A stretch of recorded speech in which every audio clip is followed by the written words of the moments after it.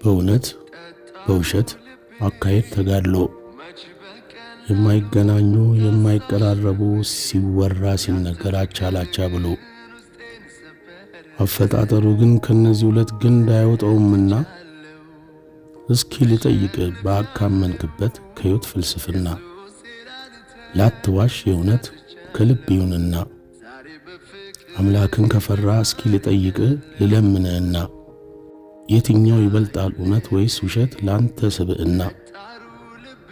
ውሸት በመጽሐፉ ከቶላ እንጠቀም ተከልክሏልና ለሰሪዎች ምንዳን ያልከፈለ ቀርቶ ማሰቡ በራሱ ያስጠይቃልና ሳያውቁት ላልሰሩ ዳግም ማስጠንቀቁ ላይሰሩ መናገር ሳይሰሩ ማወቁ በራስ ላይ ጥፋት ነው ወንጀል ላይ መውደቁ።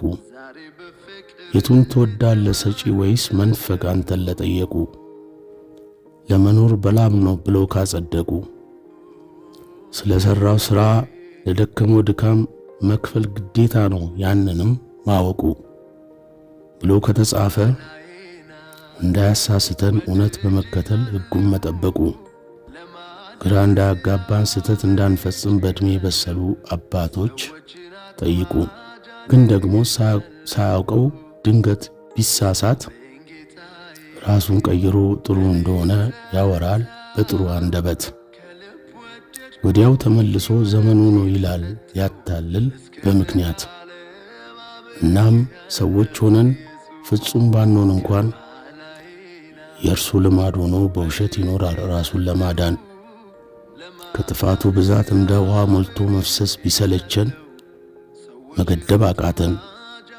በተሰጠው ዕውቀት ማገልገሉን ትቶ ላልረባ ሐሳቡ ዓላማውን ረስቶ ከእውነተኛው መንገድ ራሱን አግቶ ከአምላኩ ፊት እንደማያስጠይቅ ደጋግሞ ዘንግቶ ድሃው የዋሁን በማናለብኝ ስሌት ደጋግሞ አሰቃይቶ ደግሞ ያስብና ያልኩን ካልሰራ ምንም አልሰጥህም የራስ ዕድል ነው እኔ አልበደልኩም ብሎ ይክድና ሴቲቷም ስትመጣ ግዛውን ሽታ የእሱ ሐሳብ ሌላ የማይቻል ነገር ድጋሜ በሽታ።